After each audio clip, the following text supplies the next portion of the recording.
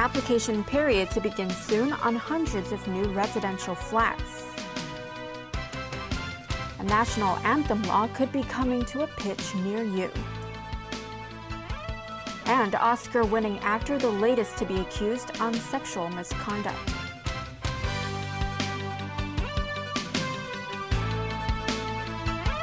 Good evening. The Housing Society is going to put more than 600 residential flats in Cheongkwon-o and Tunmun up for sale. The units will be offered at 30% below market price. Caleb Wong has more. One of the housing projects, Mountford End, is located on Choiling Road in Cheongkwon-o. It will provide 330 residential units in a 33-story tower. Their sellable area ranges from 271 to 684 square feet, and their prices range from $2.19 million to $6.23 million, or at about $8,700 per square foot on average. The building is 10 minutes walk from the Tiu Keng Leng MTR station. It is expected to be completed by the second half of 2020 at the earliest. Meanwhile, the Terrace Concerto project on Maincome Road in Tunmun will be a 29-story building providing 290 residential units.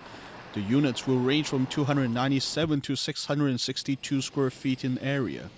The sale prices of the units will be set at about $7,000 per square foot on average. That means the units will carry price tags ranging from $1.92 million to $4.78 million.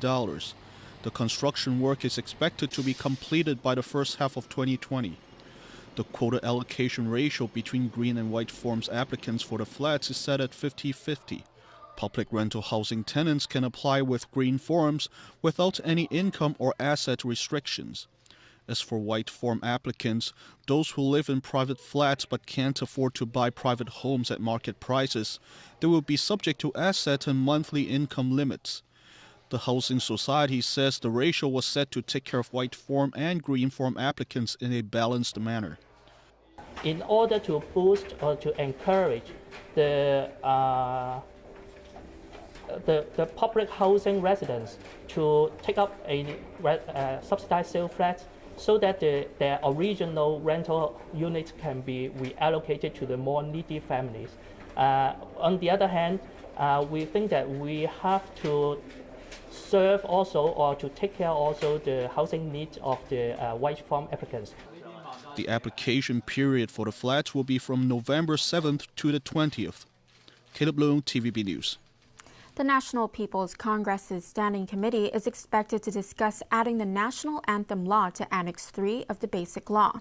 The Standing Committee is holding a 6-day meeting starting today. The discussion on enacting the national anthem law in Hong Kong is expected on Wednesday. The law was implemented on the mainland in September. Under the law, across the border, attendees at events where the anthem is played are required to stand straight and remain solemn for the song. Once the law is added to Annex 3 of the Basic Law, the Hong Kong government will have to draft legislation on the issue. Donald Trump's former campaign manager, Paul Manafort, has been one of the first people charged following an investigation into alleged Russian meddling in last year's U.S. presidential election. Manafort, on the left in this video, and an associate face 12 charges, including conspiracy to launder money. An inquiry headed by special counsel Robert Mueller is looking into any links between Moscow and the Trump campaign. For more background on the story, here's Sonia Artero. A federal grand jury in Washington approved the first criminal charges in the infamous Russia inquiry. It comes from special counsel Robert Mueller's investigation into alleged Russian attempts to sway last year's election outcome. Mueller also examined other possible crimes, including obstruction of justice, money laundering, and tax evasion. This is where critics speculate two of Trump's key staff members were targeted. They include former White House National Security Advisor Michael Flynn, who failed to disclose his ties with Russia, or Trump's former campaign manager, Paul Manafort. We know that the Russian government, through intermediaries, was reaching out to the Trump campaign, reaching out to Paul Manafort and others, and offering information on Hillary Clinton. A Arresting Manafort is plausible given the FBI raided his home to get their hands on his business deals with Russia. Paul Manafort is reaching out in the other direction to the Kremlin through oligarchs like Oleg Deripaska, offering information on the campaign in exchange for money he believed was owed him for work in Ukraine for a pro-Russia party. But Trump continues to slam the Russia probe as a witch hunt. In a series of tweets, he shifted the focus on his election rival, accusing Hillary Clinton and the Democratic National Committee of colluding with Russia. This after Democrats just admitted to paying Fusion GPS millions of dollars to create what Trump calls a fake dossier about his so-called relationship with the Kremlin. Meantime, the once bipartisan Senate Judiciary probe on Russia appears to have blown up. Democrats accuse the committee's chairman, Republican Chuck Grassley, of only investigating Russian ties to Hillary Clinton and the Barack Obama administration for its purchase of American uranium mines by a Russian-backed company in 2010. This as Republicans accuse Democrats of the same, alleging Trump is the only target they'll entertain. Sonia Artero, TVB News. Hundreds of thousands of pro-unity Spaniards poured onto Barcelona's streets yesterday in one of the biggest shows of force yet by the so-called silent majority, after the Spanish central government fired Catalonia's president and dismissed its government. Madrid is now attempting to enforce direct rule amid Catalan demands for independence. James Aiken reports. Peaceful but determined, demonstrators flooded Barcelona streets in a massive show of support for Spanish unity. The protesters have watched for weeks as regional political leaders pushed Spain to the edge of a constitutional cliff in a bid for Catalan independence. No one speaks for us, and we want to say to everybody that we are Catalans and we are Spanish, and we want a voice. It's clear that they are not a majority, and they don't care about us. They don't respect anything, and I say, we can be all in the same country. At one point, some protesters gathered outside the Catalan regional government headquarters, demanding the arrest of fired Catalan President Carles Puigdemont. The rally came as a new poll appears to give political parties opposing a split by Catalonia from Spain a small lead. The survey was taken last week, just as the central government prepared to take control of the autonomous region. In addition to sacking Puigdemont and dismissing his government, the central government has called an election for a new regional parliament on December 21st. Madrid moved to impose direct control after the Catalan parliament passed a unilateral declaration of independence in a vote boycotted by 3 national parties.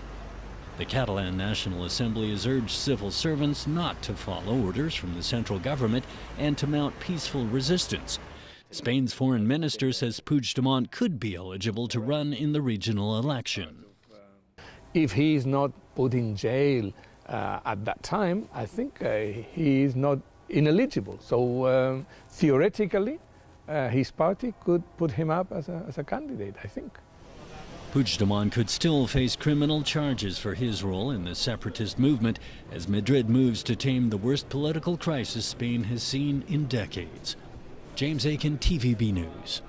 Iraqi Kurdish leader Masoud Barzani will give up his position as president of the autonomous Kurdistan region on November 1st.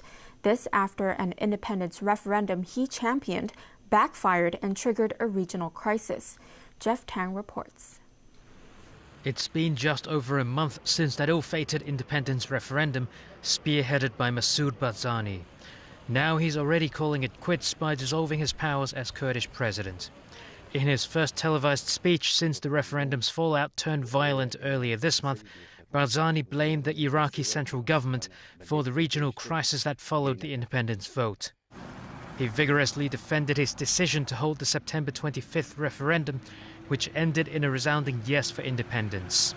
That triggered military action in mid-October by the Baghdad government, as well as threats from neighboring Turkey and Iran. Without the Peshmerga, the Iraqi army would never have been able to liberate the city of Mosul, he said. We thought that the international community would reward the Peshmerga and the people of Kurdistan in return. They would respect the blood of the martyrs, he added.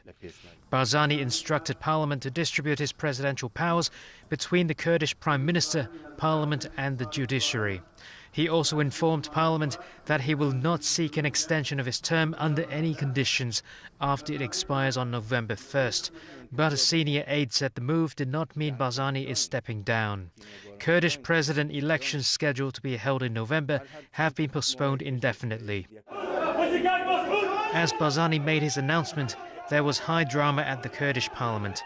Dozens of demonstrators, some carrying guns and clubs, stormed the parliament building as a session was in progress. Gunshots were reported at the scene, with protesters saying they want to punish the lawmakers who they say had insulted Barzani. The clashes left some lawmakers barricaded inside their offices, while some journalists at the scene were also attacked. Jeff Tang, TVB News. Award-winning actor Kevin Spacey has apologized after being accused of sexual harassment. Fellow actor Anthony Rapp said Spacey made a sexual advance towards him when he was 14 years old. The incident allegedly occurred more than 30 years ago. Spacey said he did not remember the encounter, but if it did happen,